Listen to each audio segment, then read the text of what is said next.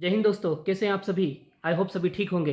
तो जैसा कि आप सभी जानते हैं कि हम साइंस की लेक्चर सीरीज चला रहे हैं, तो जिसके अंतर्गत पिछले वीडियो में हमने सेल थ्योरी पढ़ी थी, कोशिका सिद्धांत पढ़ा था, और उसी लेक्चर सीरीज को आगे बढ़ाते हुए आज हम शुरू करने वाले हैं सेल डिवीज़न। ओके, कोशिका विभाजन। तो शुरू करते हैं हम। तो सबसे पहले थोड़ा इंट्रोडक्शन समझ लेते हैं। तो सेल डिवीज़न होता क्या है। तो मात्र कोशिका से पुत्री कोशिका का निर्माण होना सेल डिवीज़न कहलाता है, कोशिका विभाजन कहलाता है। ठीक है, और इसे सर्वप्रथम किसने देखा था? विरचौ ने। अब थोड़ा सा मात्र कोशिका से पुत्री कोशिका का निर्माण होना, इसको साधारण भाषा में थोड़ा समझते हैं हम। तो जैसे कोई महिला जब प्रेग्नेंट होती है तो उनके गर्भ में सबसे पहले एक सेल बनती है। ओके, एक सेल बनती है। उस एक सेल से डिवाइड होके 1 से 2, 2 से 4, 4 से 8, ऐसे डिवाइड होते होते लास्ट में शिशु का निर्माण होता है। ओके, बात आ रही समझ में। यानी शुरुआत क्या होती है? एक कोशिका से होती है, और वो कोशिका डिवाइड हो होकर एक बच्चे का रूप ले लेती है। तो चीज आ रही समझ में, यही क्या है? सेल डिवीजन है। ओके, एक और तरीका आप समझिए। जब हमको घाव लगता है तो हमारी स्किन कट जाती है। ठीक है, हमारी स्किन कट जाती है। अब ये स्किन कट जो गई है, इसको जोड़ने के लिए ये घाव भरेगा, जब तो भरेगा तो नई सेल्स यहाँ पे निर्मित होती है, और वो नई सेल्स क्या करती है? उस घाव को भरती है। बात आ रही समझ में। तो ये भी प्रोसेस किससे हुई? सेल डिवीजन से ही होती है। ओके, हमारी हड्डी टूट गई, वो हड्डी जुड़ेगी, तो जुड़ेगी कैसे? हड्डी की कोशिकाएं आपस में डिवाइड हो होकर जुड़ जाएगी। ओके, तो ये सारी प्रोसेस क्या कहलाती है? सेल डिवीजन कहलाती है। और सबसे पहले इसको कौन देख रहा है? तो विरचौ महोदय इसको देख रहे हैं। फिर अगर हम बात करें तो हार्वर्ड और पेल्फ, ये दो महान वैज्ञानिक हैं। इन्होंने कोशिका चक्र को, ठीक है, अभी कोशिका चक्र क्या है? तो सेल डिवीजन क्या होता है? एक चक्र है, जैसा कि आप यहाँ पे देख पा रहे हैं। ये देखिए, एक पूरा साइकिल बनी हुई है, तो ये कोशिका चक्र कहलाता है। तो इसको 4 चरणों में विभाजित किया है। ठीक है, सेल डिवीजन जो होता है इसको कितने? 4 चरणों में डिवाइड किया हुआ है। तो सबसे पहला चरण यहाँ पे क्या है? G1 फेस, उसके बाद S, उसके बाद G2 फेस, और फिर सेल डिवीजन या M फेस इसको बोलेंगे। ओके, ये 4 फेस हो गए यहाँ पे। G1 फेस में क्या होता है? ये ग्रोइंग पीरियड रहता है। इसमें क्या होता है? तो भैया इसमें आरएनए और प्रोटीन सिंथेसिस होती है। इसमें क्या होता है? आरएनए और प्रोटीन की सिंथेसिस होती है। अब आरएनए क्या है, प्रोटीन सिंथेसिस कैसे होती है, तो आप लोग मैंने पहले लेक्चर में प्रोटीन सिंथेसिस राइबोसोम कैसे करता है उसको बहुत अच्छे से समझाया है। तो जिन्होंने नहीं देखा है वो उस वीडियो को जाके देख लेना कि किस प्रकार से प्रोटीन की सिंथेसिस, प्रोटीन की परिभाषा क्या है, और राइबोसोम कैसे निर्माण करता है उसका। ठीक है, तो प्ले लिस्ट में जाइएगा बायोलॉजी की, उसमें आपको वो वीडियो मिल जाएगा। फिर आरएनए और प्रोटीन सिंथेसिस हो जाएगी। फिर एस फेस में आएंगे। तो एस फेस में देखिए यहाँ पे लिखा हुआ है कि इसमें क्या हो रहा है? डीएनए का रेप्लिकेशन हो रहा है। ठीक है, यहाँ पे क्या हो रहा है? डीएनए का रेप्लिकेशन हो रहा है। डीएनए का रेप्लिकेशन यानी डीएनए से डीएनए का निर्माण होता है। ठीक है, डीएनए से डीएनए का जो निर्माण होता है उस प्रोसेस को कहते हैं रेप्लिकेशन। ओके, अब डीएनए बन गया। उसके बाद G2 फेस में आएंगे। G2 फेस में क्या होता है? तो इसमें अगर हम देखें तो प्रिपरेशन फॉर मिटोसिस, यानी ये जो एम फेस है इसकी पूरी तैयारी कर दी जाती है। ओके, तो ये होता है G2 फेस में। और उसके बाद में एम फेस आता है, सबसे लास्ट फेस यही है। एम फेस, ये मिटोसिस प्रोसेस होती है। इसमें ये 4 चरणों में होता है: प्रोफेज, मेटाफेज, एनाफेज, टीलोफेज। उसके बाद साइटोकाइनेसिस हो जाती है और नई कोशिका बन जाती है। ओके, तो ये पूरी process, prophase, anaphase, metaphase, telophase, इन सबको अभी हम विस्तार से समझेंगे। अभी मैंने सिर्फ ओवरव्यू देखा कि किस प्रकार से नई कोशिका यहाँ पे निर्मित होती है, उसका चक्र क्या है। ये है कोशिका चक्र। तो कभी इससे क्वेश्चन बन जाए तो आप लोगों को ध्यान रखना है। ठीक है, तो सबसे पहला चरण होता है G1, इसमें आरएनए और प्रोटीन सिंथेसिस होती है। उसके बाद में एस फेस होता है, इसमें डीएनए का रेप्लिकेशन होता है। फिर G2 फेस में मिटोसिस की तैयारी होती है, और एम फेस में प्रोफेज, मेटाफेज, एनाफेज, टीलोफेज और साइटोकाइनेसिस के माध्यम से नई सेल बन जाती है, और जो मात्र कोशिका है, ठीक है, वो डिवाइड हो जाती है। ओके, चीज आ गई समझ में।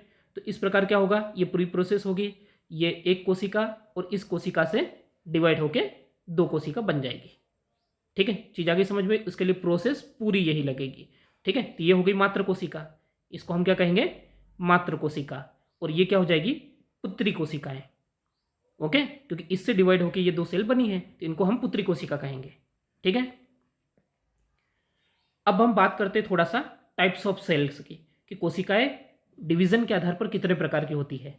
ठीक है, इससे पहले के वीडियो लेक्चर में मैंने कुछ कोशिकाओं के प्रकार आप लोगों को बताए थे कि plant cell, animal cell, prokaryotic cell, eukaryotic cell. Okay, तो अब हम डिवीजन के आधार पर पढ़ने वाले हैं कि डिवीजन के आधार पर सेल्स कितने प्रकार की होती है। तो यहाँ पे 3 प्रकार की सेल्स होती है, लेबाइल सेल्स, स्टेबल सेल्स और परमानेंट सेल्स।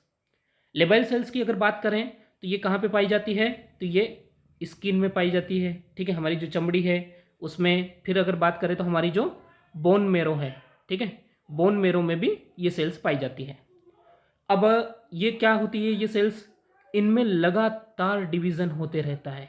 ठीक है, इनमें क्या होता है, सेल डिवीज़न लगातार होता रहता है, ये ध्यान रखना है। इन कोशिकाओं में सेल डिवीज़न लगातार होता रहता है, यानी लगातार नई चीज़ें बनती रहती है। जैसे स्किन, हमारी स्किन क्या है, पल भर में कट गई कहीं से तो वहाँ पे डिवीज़न होकर नई स्किन बन जाती है। ठीक है, हमारी स्किन निकलती भी रहती है तो वो स्किन फिर से नई बनती रहती है। बोन मेरो में क्या होता है, ब्लड का निर्माण होता है। ठीक है, तो 24 घंटे हमारा ब्लड जो रहता है वो बनते रहता है। ठीक है, तो इस प्रकार क्या होता है कि यहाँ पर कंटिन्यू सेल डिवीज़न होते रहता है। ठीक है, तो इसे, इन सेल्स को क्या कहते हैं, लेबाइल सेल्स। फिर बात करें हम स्टेबल सेल्स की, तो ये क्या होता है कि सिर्फ डैमेज होने पर ही क्या करते हैं, डिवीज़न करती है। ठीक है, यानी भाई किसी तरीके से क्या हो जाए, कुछ घाव लग जाएगा, डैमेज हो जाएगी, तो ही ये क्या होगा, डिवीज़न के माध्यम से उस घाव को भरने का काम करेगी। या साधारणतः ही इसमें कोई भी डिवीज़न नहीं होता है। जैसे अगर हम बात करें तो हमारी लीवर की सेल्स, ठीक है, लीवर में जब घाव हो जाता है, ठीक है, जैसे लीवर डोनेट कर देते हैं तो लीवर का जितना हिस्सा हमने डोनेट किया है उतना हिस्सा ये फिर से बना लेता है लीवर। ओके, तो यहाँ पे क्या है, स्टेबल सेल्स है, यानी जब घाव हो गया या किसी कारण से उस हिस्से को कट गया तो ही वो क्या होगा, रिपेयर होगा सेल डिवीजन के माध्यम से। फिर बात करें हम परमानेंट सेल की, इनमें कोई भी डिवीज़न नहीं होता, ये ध्यान रखना है। ठीक है, जैसे अगर हम बात करें तो नर्व सेल्स, ठीक है, नर्व सेल्स की बात करें यानी न्यूरॉन की, एक बार इनमें अगर वो हो गई डैमेज तो फिर इनमें कोई रिपेयर नहीं होता, ये फिर से रिपेयर नहीं होते हैं, इनमें डिवीज़न नहीं होता है। जैसे अगर हम बात करें हार्ट की सेल्स की, ठीक है, हमारे हृदय में एक बार कोई विकार उत्पन्न हो गया तो फिर वो परमानेंट रहता है। जैसे ब्लड प्रेशर की गोली आपको हमेशा ही खाना पड़ेगी, चीज़ आ रही समझ में। ठीक, तो ये क्या है, ऐसी सेल्स है जो डिवाइड नहीं होती, एक बार जो बन गई है सो बन गई है, बात आ गई समझ में, ये फिर डिवाइड नहीं होगी। ठीक है, तो इसलिए इन हिस्सों में अगर कहीं पे चोट लग जाए तो वो रिपेयर नहीं होता है। ठीक, तो ये डिवीजन के आधार पर टाइप्स ऑफ सेल है। अब बात करते हैं कि सेल डिवीजन के कितने प्रकार होते हैं, कोशिका विभाजन कितने प्रकार का होता है। तो कोशिका विभाजन 3 प्रकार का होता है, अमिटोसिस, मिटोसिस, मियोसिस। ठीक है, 3 प्रकार का कोशिका विभाजन यहाँ पे होता है। अब इन 3 प्रकार के कोशिका विभाजन को थोड़ा सा हम समझते हैं कि ये कैसे होता है, तो एक एक करके हम इनको अच्छे समझेंगे। इनका हिंदी अगर किसी को जानना है तो इसको कहेंगे असूत्री विभाजन। ठीक है, असूत्री विभाजन, इसको कहेंगे सूत्री या समसूत्री विभाजन। ठीक है, सूत्री कहो या फिर समसूत्री विभाजन। और तीसरा रहेगा, इसको कहते हैं अर्धसूत्री विभाजन। ठीक है, अर्धसूत्री विभाजन। तो 3 प्रकार के क्या हो जाते हैं, सेल डिवीजन हो जाते हैं। तो एक एक को हम विस्तार से समझते हैं। तो सबसे पहले हम बात करते हैं किसकी, अमिटोसिस की। अमिटोसिस क्या है, अमिटोसिस जो होता है ये सिंपल सी प्रोसेस है, इसमें कोई विशेष क्रिया, केंद्रीय क्रिया कोई स्पेशल होती नहीं है। यहाँ पे सिंपल सा क्या रहता है, डायरेक्ट सेल डिवाइड हो जाती है और नई सेल बन जाती है। ठीक है, जैसे आप देखिए ये सेल है, ठीक है, यहाँ पे आप देख रहे होंगे कि ये सेल है यहाँ पे। ठीक है, अब ये जो सेल है तो यहाँ सिंपल सा भाई ये न्यूक्लियस है, ये न्यूक्लियस है, ये साइटोप्लाज्म है। ठीक, क्या हुआ, सबसे पहले ये थोड़ा सा ये गैप बनना शुरू हुई, केंद्रक यहाँ पे देखो, केंद्रक जो है ये 2 भागों में न्यूक्लियस बंटने लग गया। ठीक है, और सीधा न्यूक्लियस भी बढ़ गया और ये चीज़ क्या बोलते हैं, साइटोप्लाज्म भी बढ़ गया और 2 कोशिकाएं बन गई, 2 डॉटर सेल बन गई। सिंपल सी प्रोसेस ये हुआ। यहाँ पे केंद्रक जो है ये 2 भागों में बटा। ठीक है, यहाँ पे केंद्रक और ये दोनों डिवाइड हो गए, तो एक मात्र कोशिका से 2 पुत्री कोशिका बन गई। यहाँ पे सिंपल सी प्रोसेस, कोई केंद्र की विशेष घटना नहीं होती। अब ये किन कोशिकाओं में होता है, तो ध्यान रखना है, ये बैक्टीरिया जब अपनी संख्या बढ़ाते हैं तो बैक्टीरिया इसी के माध्यम से 1 से 2, 2 से 4 होते जाते हैं, कंटिन्यू ये बढ़ते जाते हैं अपने शरीर में। बात आ रही समझ में, तो बैक्टीरिया इसी के माध्यम से अपनी जनसंख्या बढ़ाते हैं। ठीक है। फिर एक जीव का नाम सुना होगा आप लोगों ने, अमीबा। अमीबा भी क्या होता है, ठीक है, इस प्रकार का जीव होता है अमीबा, वो भी अपनी संख्या ऐसे ही बढ़ाता है, ठीक है। अमीबा भी क्या करता है, अपनी जनसंख्या ऐसे ही डायरेक्ट विभाजित होकर बढ़ाता है। फिर अगर बात करें तो यीस्ट, जो सबसे ज़्यादा शराब उद्योग में यूज़ होता है, तो यीस्ट भी अपनी संख्या ऐसे ही बढ़ाता है। बता रही समझ में? तो ये कुछ ऐसे जीव हैं जो अमिटोसिस के माध्यम से अपनी जनसंख्या बढ़ाने का काम करते हैं।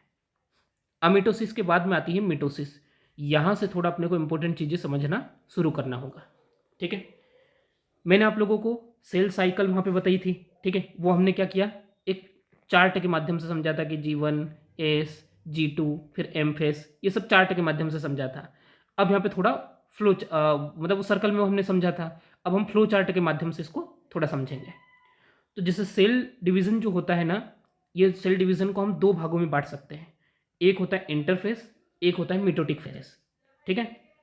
इंटरफेस में ही वो G1, S, G2 वाली प्रोसेस होती है, ठीक है, जो हमने ऊपर फ्लो चार्ट में देखी थी कि भाई G1 में क्या हो रहा था।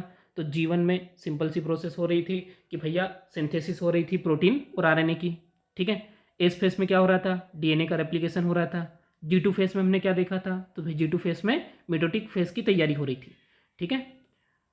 अब यहाँ पे क्या होता है, फिर मिटोटिक फेस या एम फेस में एंट्री करते हैं।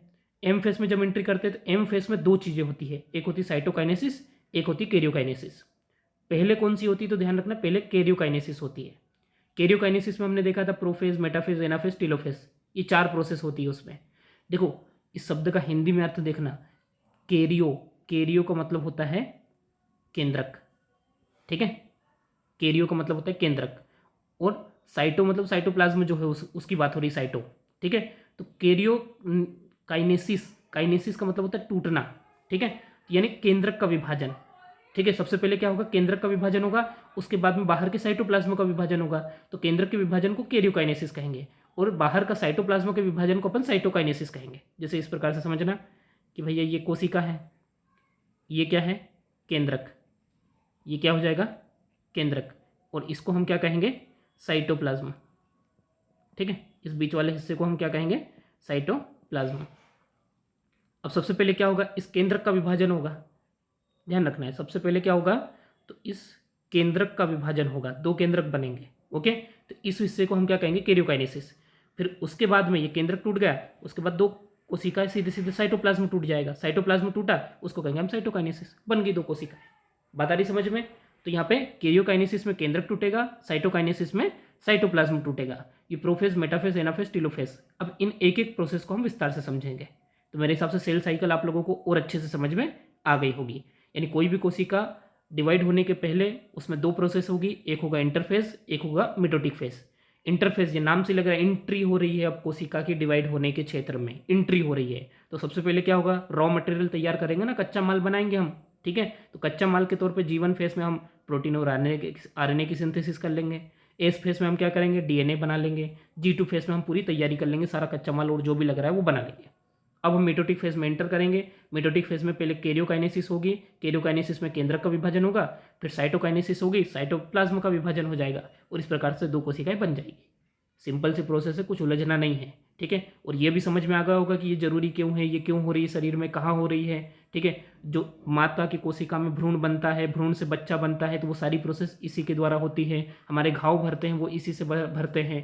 बात आ रही समझ में? तो ये सब इसी के द्वारा हो रही है, ठीक है। कॉन्सेप्ट आ गया आप लोगों को समझ में।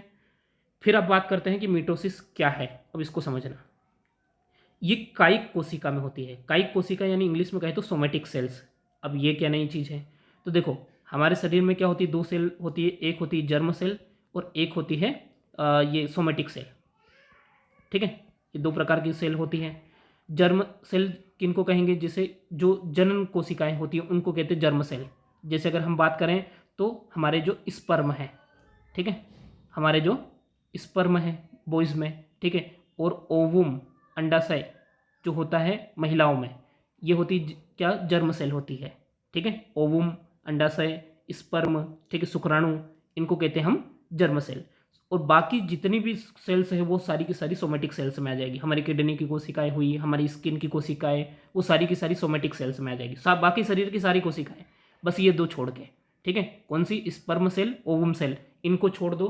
तो इन दोनों को छोड़ के जो ये दोनों जो जनन कोशिकाएं हैं इनको छोड़ के जितने भी सेल्स हैं हमारी बॉडी में सब सोमेटिक सेल्स हो जाएगी। ओके, तो ये सिर्फ और सिर्फ मिटोसिस किस में होगी? सोमेटिक सेल्स में होगी, यानी इन दोनों को छोड़ के। स्पर्म का निर्माण इससे नहीं होगा और ओवम का निर्माण इससे नहीं होगा। बाकी शरीर में जो भी डिवीजन होगा वो सारी की सारी सोमेटिक सेल्स में मिटोसिस के द्वारा ही होगा। ठीक है। इसकी खोज किसने की?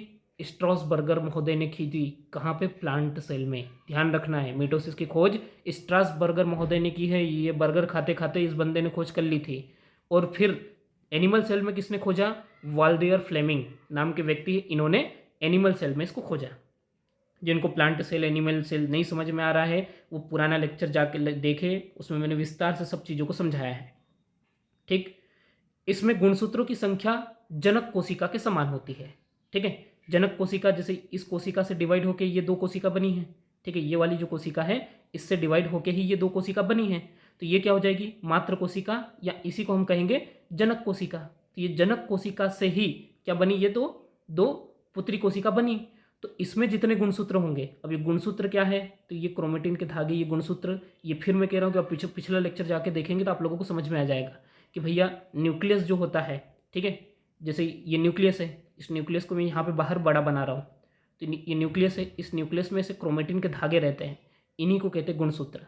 ये जब सेल डिवीजन होता है, जैसे देखो साधारण कोशिका में ये ऐसे बिखरे रहते हैं, ठीक है, इस टाइप से ये रहते हैं। लेकिन जैसे ही कोशिका का विभाजन होने लगता है तो ये धागे इकट्ठे हो जाते हो, इस प्रकार की आकृति बना लेते हैं ये सारे धागे। ठीक है। ये आपस में इस प्रकार की एक विशेष आकृति बना लेते हैं, इसी को कहते हैं हम गुणसूत्र। ठीक है। इंग्लिश में कहे तो क्रोमोसोम। ठीक है। गुणसूत्र कहो, क्रोमोसोम कहो। तो क्रोमोसोम की संख्या जो होगी ये मिटोसिस प्रोसेस में, तो जो मात्र कोशिका में थी वही की वही पुत्री कोशिकाओं में भी रहेगी। बात आ रही ना समझ में? तो इस कोशिका से ये दोनों कोशिका बनी है, तो इसमें जितनी संख्या थी वैसे उतनी की उतनी संख्या इनमें रहेगी। ठीक है। तो जनक कोशिका के समान ही पुत्री कोशिका में भी गुणसूत्रों की संख्या रहेगी। गुणसूत्र आगे ने समझ में नहीं आए हो तो पिछला वीडियो जाके जरूर देखना, उसमें मैंने विस्तार से एक एक चीज़ कोशिका के बारे में समझाई है। ठीक है। डायग्रामेटिक समझाई है कि भाई ये न्यूक्लियस में क्रोमेटिन के धागे रहते हैं, इन धागों में ये धागे ही दरअसल क्या है? ये डीएनए है। ये क्या है? डीएनए है। ये डीएनए साधारण कोशिका में तो ऐसा बिखरा रहता है, लेकिन जब कोशिका विभाजन होने वाला रहता है तो उस कोशिका विभाजन के समय में ये डीएनए इस प्रकार की आकृति बना लेता है और इसी आकृति को कहते हैं क्रोमोसोम। ठीक है। बात आ गई समझ में? ये धागे है क्या? तो डीएनए है। अब हम आगे चलते हैं। अब देखो मिटोसिस की प्रोसेस को अब हम अच्छे से समझते हैं। देखो इंटरफेस यहाँ पे हमने देखा था। इंटरफेस में क्या है? ये G1 S और G2 की प्रोसेस। G1 में क्या हो रहा है?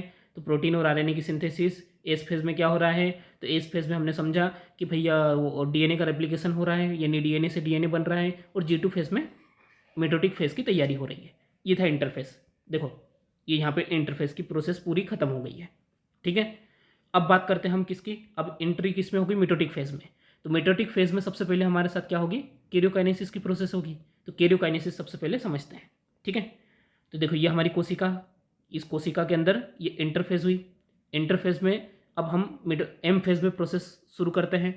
एम फेज की पहली प्रोसेस क्या है? तो कैरियोकाइनेसिस। कैरियोकाइनेसिस में शुरू हो रही प्रोफेज। प्रोफेज में क्या हो रहा है कि देखो कोशिकांग जितने भी थे, माइटोकॉन्ड्रिया वगैरह वगैरह सब विलुप्त हो गए। सिर्फ और सिर्फ क्या है? सेंट्रियोल बचा है। ठीक है। और ये क्रोमोसोम के धागे बचे। देखो ये यहाँ पे क्या हुआ? ये गुणसूत्र या क्रोमेटिन जो धागे हैं ये देखिए इस प्रकार से बिखरे हैं, लेकिन जैसे ही कोशिका का विभाजन होने लगा तो ये देखो ये विशेष आकृति बना ली और ये देखो ये इस प्रकार की आकृति बना ली। अब इनको हम क्या कहेंगे? गुणसूत्र कहेंगे, क्रोमोसोम कहेंगे। और ये ऐसे जब बिखरे थे तब इनको क्या नाम दिया था? क्रोमेटिन। क्रोमेटिन के धागे हमने नाम दिया था। लेकिन जैसे ही ये कोशिका विभाजन होने लगती है तो ये अपनी विशेष आकृति बना लेते हैं और इसको हम क्रोमोसोम या गुणसूत्र कहेंगे। ठीक है। यहाँ पे अब देखो यहाँ पे क्या हो रहा है? अच्छा ये सेंट्रियोल जिनको नहीं पता है वीडियो पिछले लेक्चर जाके देखना, मैंने विस्तार से इसको भी समझाया है। प्रोफेज में क्या हो रहा है? सारे कोशिकांग विलुप्त हो गए, क्रोमेटिन के धागे गुणसूत्रों में कन्वर्ट हो गए हैं। ठीक है। फिर अगली प्रोसेस होती है मेटाफेज। मेटा यानी बीच में। ठीक है। तो बीच में इनको लेटा देते हैं क्रोमोसोम को। देखो ये सारे क्रोमोसोम क्या हो रहे हैं? कोशिका के एकदम बीच में लेट गए हैं। ठीक है। तो ये मेटाफेज, मेटा यानी बीच में लेटा। ठीक है। इस फेज में क्या होता है? क्रोमोसोम बहुत ज़्यादा बड़े बड़े हो जाते हैं। देखो कोशिका का साइज भी यहाँ पे बड़ा दिख रहा होगा आप लोगों को। ठीक है। इनके मुकाबले यहाँ पे कोशिका का साइज बहुत ज़्यादा बड़ा है। तो जब क्रोमोसोम पे स्टडी वगैरह होती है तो मेटाफेज की प्रोसेस में क्रोमोसोम पे स्टडी करते हैं, क्योंकि इस समय गुणसूत्रों का साइज, क्रोमोसोम का साइज बड़ा बड़ा हो जाता है। ठीक है, अब मेटाफेज, अब देखो मेटाफेज में बीच में ये धागों के द्वारा ये देखो ये जुड़े हुए किससे, सेंट्रियोल से। अब क्या होगी, अगली प्रोसेस होगी एनाफेज। देखो एनाफेज में क्या हुआ कि ये जो सेंट्रोसोम है, इस सेंट्रोसोम ने क्या किया कि इनको क्रोमोसोम को इधर खींच लिया। ठीक है, देखो क्रोमोसोम को अपनी ओर खींच लिया, ये देखो ये क्रोमोसोम खींच रहा है ये अपनी ओर। ठीक है, यानी इनको दो दो भागों में, ऊपर वाले को इधर ले गया, नीचे वाले को ये खींच लिया, इन दोनों ने अपनी अपनी ओर खींच लिया है। ठीक है, इस प्रोसेस को कहते हैं एनाफेज।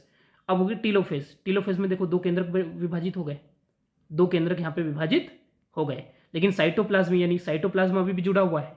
बात आ रही समझ में? तो यानी ये कैरियोकाइनेसिस यहाँ पे हो गई है। ठीक है, कैरियोकाइनेसिस यहाँ पे कंप्लीट हो गई है।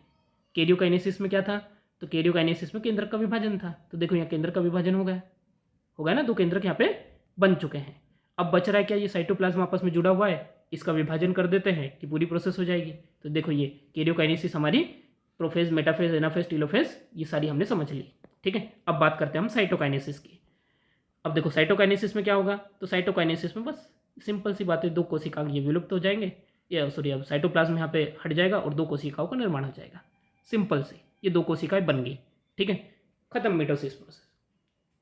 आया समझ में? कोई विशेष कोई टेंशन, कुछ सिंपल सी तो बात है, दो कोशिकाएं बन गई यहाँ पे। ठीक है, तो ये होगी मिटोसिस की पूरी प्रोसेस। अब ये जो मिटोसिस है क्या काम का है, जब आप मेंस की तैयारी कर रहे हो तो मेंस में क्या होगा कि आपसे कुछ क्वेश्चन पूछे जाएंगे। ठीक है, देखो प्रीलिम्स में क्या क्वेश्चन बनेंगे, सिंपल पूछ लेंगे मिटोसिस कौन सी कोशिकाओं में होता है, जर्म सेल में, सोमेटिक सेल में, या दोनों में, या इनमें से कोई नहीं। तो आंसर क्या रहेगा हमारा, सोमेटिक सेल। खोज किसने की इसकी, स्ट्रासबर्गर ने प्लांट सेल में, वाल्दे और फ्लेमिंग ने एनिमल सेल में। ठीक है, अब इसमें गुणसूत्रों की संख्या कैसे रहती है, ठीक है, इसकी कितनी प्रोसेस होती है, इनका क्रम पूछ सकता है। तो ये इस टाइप के क्वेश्चन प्रीलिम्स में आ सकते हैं। मेंस में आ सकता है इन पर टिप्पणी करने को, सीधे सीधे कह देगा इस पर टिप्पणी करो। तो टिप्पणी करने के दौरान हमको ये सारी चीज़ें डायग्रामेटिक लिखनी होगी।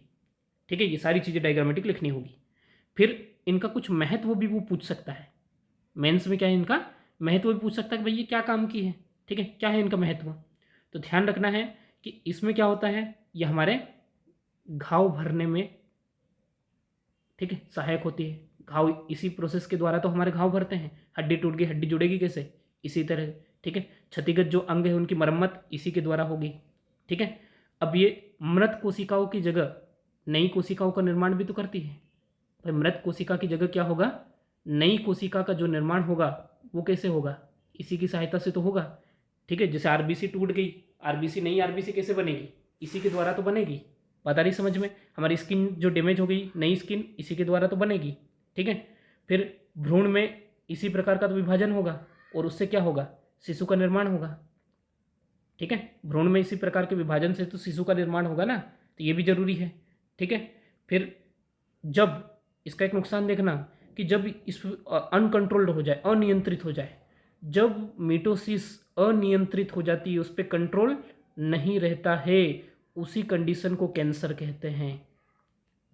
ठीक है, उसी कंडीशन को क्या कहते हैं, कैंसर कहते हैं। बात आ रही समझ में कि भाई मिटोसिस कंट्रोल हो ही नहीं रही, लगातार डिवीजन होता ही जा रहा है, होता ही जा रहा है, होता ही जा रहा है, फालतू की सेल्स बन रही है। भाई सेल्स कब बननी चाहिए, घाव भरने के लिए, पूरा मृत कोशिका पे नई कोशिका बनने के लिए, भ्रूण से शिशु के निर्माण, यानी जब जरूरत हो तभी सेल डिवीजन होना चाहिए।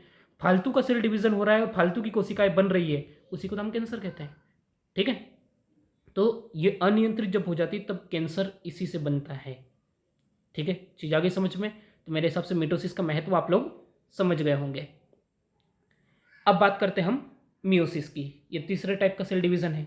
अब मिटोसिस दो सेल डिवीजन पढ़ लिए, अब तीसरा है मियोसिस।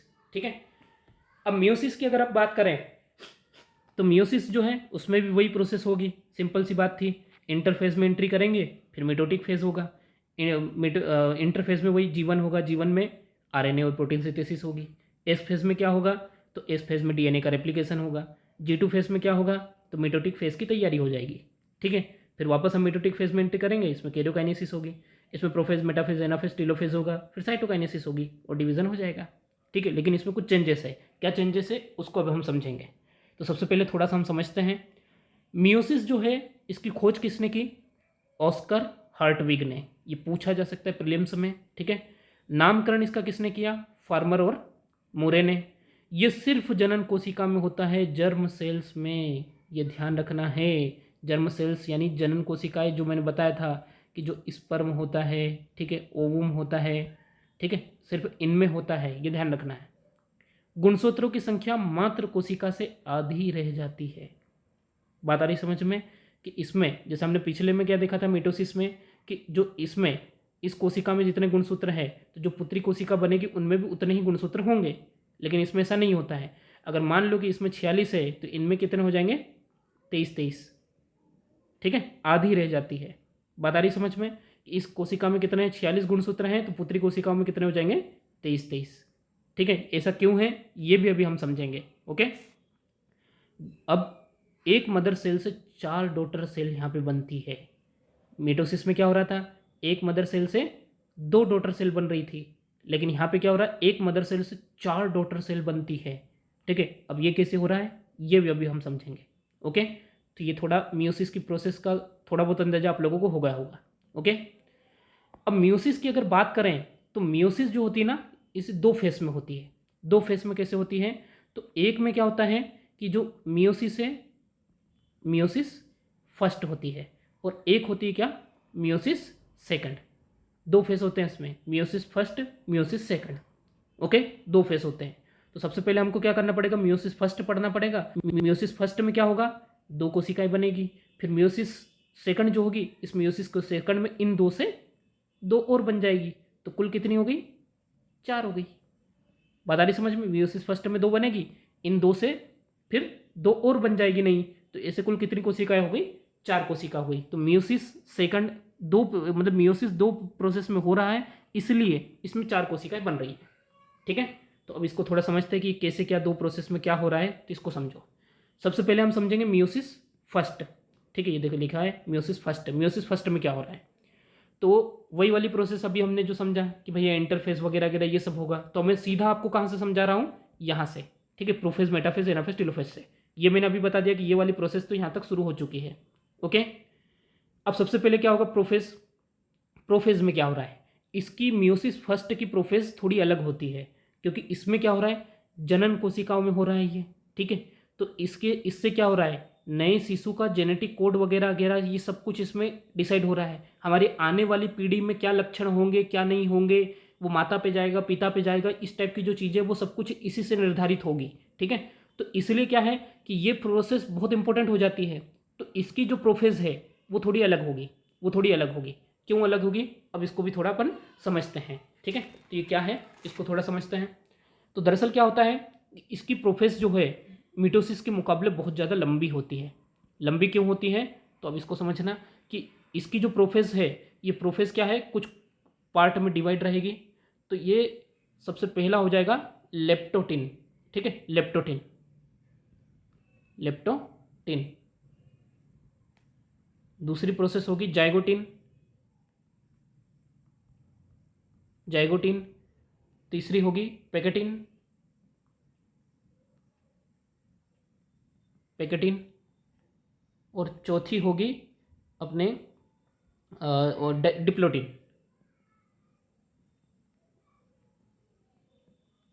ठीक है। और पांचवी जो रहेगी वो डाइकाइनेसिस होगी, डाइकाइनेसिस। यानी हमने मिटोसिस में प्रोफेज की कोई अंदर से कुछ मतलब क्या बोलते हैं उसको, सब डिवीज़न नहीं पड़े थे, लेकिन मियोसिस में क्या रहते हैं, सब डिवीज़न है। यानी प्रोफेज के भी कुछ चरण होते हैं, ठीक है। वो क्या स्टेप्स हैं? तो सबसे पहले प्रोफेज में क्या होगा? लेप्टोटिन होगा, फिर जाइगोटिन, पैकेटिन, डिप्लोटिन और डाइकाइनेसिस, ठीक है। अब ये क्या है, इनको अपन थोड़ा थोड़ा समझते चलते हैं। वैसे ज़्यादा विस्तार से समझने की ज़रूरत नहीं है, लेकिन फिर भी एक थोड़ा सा नॉलेज अपने को होना जरूरी है, ठीक है। अब प्रोफेज की जो ये फेज़ है ये 5 चरणों में पूरी हो रही है। मियोसिस की जो प्रोफेज है ये 5 चरणों में पूरी होती है। 5 चरण ये रहेंगे। अब इनमें क्या होता है कि जैसे ये क्रोमोसोम है, ठीक है, ये क्रोमोसोम हो गया। अब इस क्रोमोसोम की बात करें तो इस एक क्रोमोसोम में ये जो सारी संख्या ये दिख रही है पंखुड़ियाँ, ठीक है, साधारण भाषा में क्या पंखुड़ियाँ, तो इनको क्या कहते हैं? इनको कहते हैं सिस्टर, ठीक है, इनको कहेंगे अपन सिस्टर क्रोमेटिड। ठीक है, इसको हम क्या कहेंगे, सिस्टर क्रोमेटिड। ये सारी पंखुड़ियाँ आपस में क्या कहलाएगी, सिस्टर क्रोमेटिड। और ये दूसरा क्रोमोसोम है। ठीक है, ये दूसरा क्रोमोसोम है। तो इसकी और इसकी जो पंखुड़ियाँ है, एक ये इसकी पंखुड़ी, एक इसकी पंखुड़ी, तो इन दोनों को अपन क्या कहेंगे, तो इन दोनों को कहेंगे नॉन सिस्टर। ये आपस में बहनें थोड़ी है, नॉन सिस्टर क्रोमेटिड। ये क्या थी, आप आपस में एक ही क्रोमोसोम की जो 4 पंखुड़ियां है ये आपस में सिस्टर क्रोमेटिड कहलाती है। और दूसरे क्रोमोसोम की और पहले क्रोमोसोम यानी ए इसको नाम दे दिया, इसको बी, तो ए और बी की जो पंखुड़ियां है वो आपस में क्या कहलाएगी, नॉन सिस्टर क्रोमेटिड। ठीक है, क्रोमेटिड, ये ध्यान रखना है, नॉन सिस्टर क्रोमेटिड। ओके, तो अब ये तो समझना क्यों जरूरी है, ये भी अभी थोड़ा मैं आपको लोगों को समझाऊंगा। तो ये 4 चरण जो होते हैं, इन 4 चरण ये जो एक्स्ट्रा जुड़े हैं, ये 4 जो स्टेप्स एक्स्ट्रा जुड़ी है, इनमें क्या होता है, तो देखो इसको बड़ा करके मैं बता रहा हूँ। तो देखो ये यहाँ पे आपको दिख रहा है कि ये देखो ये वाला क्रोमोसोम जो है ये ऊपर ऊपर से तो ये ब्लू है, और ये देखो नीचे का कोना ये क्या है, ये नीचे का कोना थोड़ा लाल दिख रहा है। ठीक है, और ये वाले की बात करें तो ये ऊपर ऊपर लाल है और ये नीचे का कोना दिख रहा है आपको, ठीक है, अलग कलर का दिख रहा है ना, ये ब्लू दिख रहा है और ये लाल दिख रहा है। और ये देखो ये इधर वाले को अगर हम देखें तो ये पूरे के पूरे एक ही कलर में, देखो ये दोनों एक ही, पूरा रेड है, और ये वाला पूरा ब्लू है, ये वाला पूरा रेड है। लेकिन अगर इसकी हम बात करें तो ये वाला पूरा ब्लू नहीं है, क्योंकि देखो ये यहाँ पे रेड है, और ये वाला पूरा रेड नहीं है क्योंकि देखो इसके इस कोने में यहाँ पे ये है। यानी इनमें क्या हुआ, नॉन सिस्टर क्रोमेटिड के बीच में गुणसूत्रों का आदान प्रदान हो गया। ठीक है, बात आ रही समझ में। और ये क्या है, यहीं से क्या हो जाता है कि अगली वाली पीढ़ी के लिए नए गुण जो वो बनना शुरू हो जाते हैं। ठीक है, जैसे भाई कोई ए व्यक्ति है, ए व्यक्ति का जो बेटा रहेगा तो वो बेटा एकदम एकदम एक ही कॉपी नहीं रहेगा, कुछ वो माता पे गया, हो सकता है नाना नानी पे निकल जाए, हो सकता है दादा दादी पे चला जाए। तो बात आ रही समझ में। तो ये उसमें क्या गुण होंगे, तो वो गुण कैसे निर्धारित होंगे, वो यहीं से निर्धारित होते हैं, क्योंकि नॉन सिस्टर क्रोमेटिड में आपस में क्या हो गए, एक्सचेंज हो गए हैं। ठीक है, एक्सचेंज हो गए हैं, तो यहाँ पे गुणसूत्रों का क्या होगा, आपस में मिलन हो गया। बात आ रही समझ में। और इसी ये 4 चरणों, ये 5 चरण जो है, इन 5 चरणों में यही प्रोसेस होती है। ठीक है, तो ये थी प्रोफेज। प्रोफेज के बाद आती है मेटाफेज। मेटाफेज में यही होगा, देखो बीच में ये लेट जाएंगे। ठीक है, बीच वाली प्रोसेस। एनाफेज जो हमने मिटोसिस में समझी थी, ये सारी प्रोसेस वैसी ही होगी। ठीक है, वो एनाफेज में क्या होगा, ये ध्रुवों की ओर खींच लिए जाएंगे, ये देखो ये सेंट्रियोल ने खींच लिए। ठीक है, टीलोफेज में क्या हुआ, 2 केंद्रकों का विभाजन हो गया। ठीक है, तो ये फर्स्ट चरण होगा अपना, और फिर क्या हो जाएगा, साइटोकाइनेसिस हो जाएगी, और इस प्रकार से 2 कोशिकाएं बन जाएगी। ठीक है, ये 2 कोशिकाएं बन गई यहाँ पे। बात आ रही समझ में। अब ये 2 कोशिकाएं बन गई, लेकिन यहाँ पे ये पूरी प्रोसेस खत्म नहीं हुई है, अब फिर से प्रोसेस शुरू होगी। अब क्या होगा, फिर से प्रोसेस शुरू होगी मियोसिस की सेकंड चरण। ये पहला चरण था मियोसिस का, ये देखो लिखा हुआ है मियोसिस फर्स्ट हुआ है। ये मियोसिस फर्स्ट में सिर्फ ये प्रोफेज वाला स्टेप थोड़ा चेंज था, बाकी जितना भी था सब कुछ मिटोसिस की तरह था। बस प्रोफेज में क्या हो रहा है, प्रोफेज में ये थोड़ा चेंजेस हो रहा है कि यहाँ पे गुणसूत्र आपस में एक्सचेंज हो रहे हैं, बस बाकी कोई चेंजेस नहीं था। बाकी जितना भी था सब कुछ मिटोसिस जैसा हमने समझा था वैसा ही था। अब क्या होगा, अब यहाँ पे मियोसिस सेकंड होगा। ठीक है, मियोसिस सेकंड में क्या हो रहा है, तो मियोसिस सेकंड में भी वही प्रोफेज, मेटाफेज, एनाफेज, टीलोफेज होंगे। यानी यहाँ पे क्या था, दो कोशिकाएं बनी। अभी हमने ये देखा ना, ये 2 कोशिकाएं बनाई थी। अब इन 2 कोशिकाओं में क्या होगा, तो मियोसिस सेकंड होगा। मियोसिस सेकंड में फिर वही सारी प्रोसेस होगी कि भाई प्रोफेज होगा, प्रोफेज में ये सब सेंट्रियोल या बन जाएगा, गुणसूत्र बन जाएंगे। मेटाफेज होगा यानी वो फिर से बीच में धरातल में जो मतलब लेट जाएंगे वहाँ पे। एनाफेज होगा, एनाफेज यानी ध्रुवों की ओर वो खींच लिए जाएंगे। और टीलोफेज होगा, टीलोफेज में उन 2 कोशिकाओं से ये 4 पुत्री कोशिकाएं बन गई। ठीक है, और इनमें गुणसूत्रों की संख्या क्या रह गई, आधी रह गई। गुणसूत्रों की संख्या आधी रह चुकी है। ठीक है, अब इसको थोड़ा समझते हैं कि भैया ये क्या है, ये ऐसा क्यों हुआ, गुणसूत्रों की संख्या आधी क्यों रह गई। ठीक है, यानी कुल मिला के हम इसका महत्व समझते हैं कि इसका महत्व क्या है। तो इसको इस तरीके से समझना कि भैया जो इस विभाजन से क्या हो जाती है, गुणसूत्रों की संख्या आधी रह जाती है, तो जिससे क्या होगा, अगली पीढ़ी में, अगली जो पीढ़ी होगी, ठीक है, क्योंकि जनन कोशिकाओं में ये हो रहा है, तो अगली पीढ़ी में जो गुणसूत्र हैं, ठीक है, यानी गुणसूत्र यानी क्रोमोसोम, तो जो गुणसूत्र है उनकी संख्या स्थिर रहती है। ठीक है, गुणसूत्रों की संख्या क्या हो जाती है, स्थिर रहती है।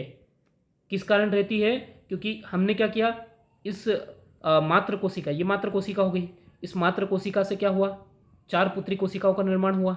ठीक है, 4 पुत्री कोशिकाओं में, मात्र कोशिका में कितने गुणसूत्र थे, 46। इन सभी में कितने हैं, 23 23 23 23। ठीक है, सभी में 23 23 गुणसूत्र हैं। ठीक है, अब यहाँ पे क्या स्थिति बनी, अगर मान लो कि हम पूरे के पूरे 46 इसमें ट्रांसफर कर देते हैं। ठीक है, अब आप सोचना कि 46 गुणसूत्र कहाँ से आए, माता से। 46 गुणसूत्र कहाँ से आए, पिता से आए। अब सोचो 46 और 46 कितने हो गए। ठीक है, अब ये 46 46 आपस में जोड़ लो। ठीक है, 4 2 8 और 1 9, 92 गुणसूत्र। यानी अब क्या है कि ह्यूमन में कितने गुणसूत्र होते हैं, तो 23 जोड़ी गुणसूत्र होते हैं, कुल कितने होते हैं, तो 46, 23 2 46। अब क्या हुआ, बच्चे में कितने गुणसूत्र, 92 गुणसूत्र। तो बच्चा जो रहेगा वो इंसान ही नहीं रहेगा, पता नहीं वो क्या रहेगा। बात आ रही समझ में, क्योंकि इंसान में कितने गुणसूत्र होते हैं, 46 गुणसूत्र होते हैं, उसमें तो 92 हो जाएंगे। ठीक है, तो बात आ रही ना समझ में। तो इसलिए ऊपर वाले ने, गॉड इज ग्रेट, तो ऊपर वाले ने क्या कर रखा है कि जो जनन कोशिकाएं बनाता है तो उसमें गुणसूत्रों की संख्या आधी कर देता है। 23 माता से आ गए, 23 पिता से आ गए, दोनों से बच्चा जो बना उसमें 46 गुणसूत्र, बच्चा इंसान ही रहा। अगर 92 गुणसूत्र हो गए तो फिर दिक्कत हो जाएगी। इसलिए अपन कुछ देखते हैं ना, कुछ बीमारियां रहती है जिनमें 47 गुणसूत्र हो जाते हैं। ठीक है, 46.5 46 गुणसूत्र हो जाते हैं। ठीक है, तो ऐसे गुणसूत्रों की संख्याओं में गड़बड़ी हो जाती है, तो उनमें बीमारियां होने लग जाती है, जेनेटिक बीमारियां जो रहती है। ठीक है, तो ऐसे क्या है कि इसी कारण होते हैं, गुणसूत्रों की संख्या एकदम स्थिर रहना चाहिए। अगर स्थिर नहीं रही तो कुछ बीमारी हो जाएगी या व्यक्ति इंसान ही नहीं रहेगा। चीज आ रही समझ में। फिर जो उत्परिवर्तन होता है, वेरिएशन होता है जीवों में, वो इसी के कारण होता है। ठीक है, वेरिएशन कैसे, कि आपने देखा होगा कि भाई कुछ तोते जो हैं वो तोते हरे हैं, कुछ लाल हैं। ठीक है, तो ये अलग अलग कलर के जो भालू हैं, भालुओं में भी अलग अलग कलर, वाइट कलर के अलग आते हैं। ठीक है, तो ये अलग अलग जो रहते हैं, ब्लैक अलग आते हैं, फिर कत्थई कलर के अलग आते हैं। तो ये सब वेरिएशन जो रहता है, वो वेरिएशन किसके कारण आता है, इन्हीं के कारण। ठीक है, क्यों आ रहा है, क्योंकि हमने देखा था वो नॉन सिस्टर क्रोमेटिड में आपस में क्या हो रहे थे, क्रोमोसोम चेंज हो रहे थे। ठीक है, वो क्रोमोसोम जो चेंज हो रहे थे आपस में, तो उसकी वजह से क्या हो रहा था, वेरिएशन आता जाता है। ठीक है, बात आ रही समझ में। और जो गेमेट, नर युग्मक मादा युग्मक, यानी जो स्पर्म है, इसको नर युग्मक कहेंगे, स्पर्म, ओवुम। ठीक है, जो महिलाओं का रहता है अंडाशय, तो उनका निर्माण भी किससे होता है, उनका निर्माण भी इसी प्रोसेस से होता है। बात आ गई समझ में। तो मेरे हिसाब से इसका महत्व आप लोग समझ चुके होंगे। तो ये था क्या, हमने सेल डिवीज़न पढ़ा है। मियोसिस में क्या क्वेश्चन बन सकते हैं, इसकी खोज किसने की, नामकरण किसने किया, ये कौन सी कोशिकाओं में होता है, इसमें मदर सेल से कितनी कोशिकाएं बनती है, गुणसूत्रों की संख्या आधी रह जाती है, स्थिर रहती है, कैसे रहती है। ठीक, इस टाइप के क्वेश्चंस पूछे जा सकते हैं। ठीक है, और मेन समय तो ये पूरा चार्ट आ जा सकता है। तो आप लोगों को मैंने पूरा कॉन्सेप्ट क्लियर कर दिया है, अब इसको अपने हिसाब से इसको फ्लो चार्ट के माध्यम से समझना है। ठीक है, तो मेरे हिसाब से चीज़ें आप लोगों को अच्छे से समझ में आ गई होगी। फिर भी आपके कुछ डाउट रहे हैं तो आप लोग उस लेक्चर को देखें, 1-2 बार देखेंगे तो आपको अच्छे से समझ में आ जाएगा। नहीं तो कमेंट बॉक्स में अपने क्वेश्चन आप पूछ सकते हैं, तो मैं उसको और एक्सप्लेन करूँगा। ठीक है, तो मिलते हैं नेक्स्ट लेक्चर में। जय हिंद।